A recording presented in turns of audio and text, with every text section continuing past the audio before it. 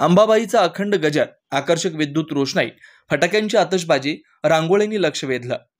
कोल्हापुरात आकर्षक विद्युत रोषणाई, पारंपरिक वाद्यांचा निनाद, श्री महालक्ष्मी अंबाबाईचा अखंड गजर, फटाक्यांची आतषबाजी, मिरवणूक मार्गावर रेखाटलेल्या लक्षवेधी रांगोळ्या, फुलांच्या पायघड्या अशा भक्तिमय वातावरणात मोठ्या उत्साहात आणि अलोट गर्दीत रविवारी रात्री 3.5 शक्तिपीठांपैकी एक पूर्णपीठ करवीर निवासिनी श्री महालक्ष्मी अंबाबाईचा रथोत्सव झाला. तोफीची सलामी देऊन रथोत्सवाला सुरुवात झाली. पश्चिम महाराष्ट्र देवस्थान व्यवस्थापन समितीतर्फे महाद्वार इथं नव्या सागवाणी रथात आई जगदंबेची उत्सव मूर्ती विराजमान करण्यात आली. महाद्वारावरून रथोत्सवास सुरुवात झाली. मिरवणूक मार्गावर आकर्षक रांगोळ्या रेखाटल्या होत्या. ज्योतिबा यात्रेच्या दुसऱ्या दिवशी परंपरेनुसार होणारा हा रथोत्सव पाहण्यासाठी आबालवृद्धांसह महिलांची रस्त्यांच्या दुतर्फा गर्दी झाली होती. रथोत्सवाला अनेक राज्यातून भाविक आणि पर्यटक आले होते.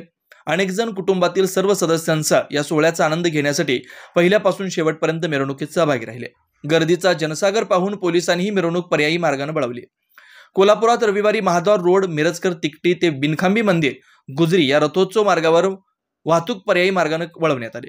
छत्रपती राज्य नियोजन मंडळाचे कार्यकारी अध्यक्ष आमदार राजे क्षीरसागर, माजी आमदार मालोजी राजे छत्रपती, मधुरिमा राजे छत्रपती यांच्या उपस्थितीत रथाचं पूजन करण्यात आलं.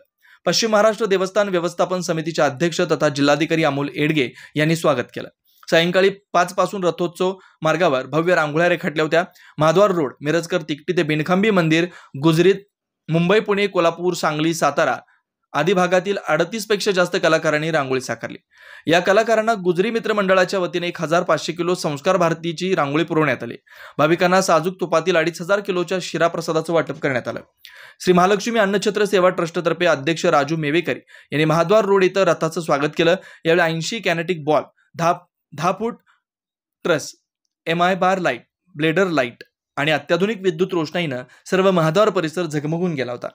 ज्योतिबा यात्रेसाठी विविध राज्यातून येणाऱ्या भाविकांना श्री महालक्ष्मी अंबाबाईचं महात्म्य समजावं यासाठी राजर्षी छत्रपती शाहू महाराज यांनी यात्रेच्या दुसऱ्या दिवशी श्री महालक्ष्मी अंबाबाईच्या रथोत्सवाची परंपरा सुरू केली.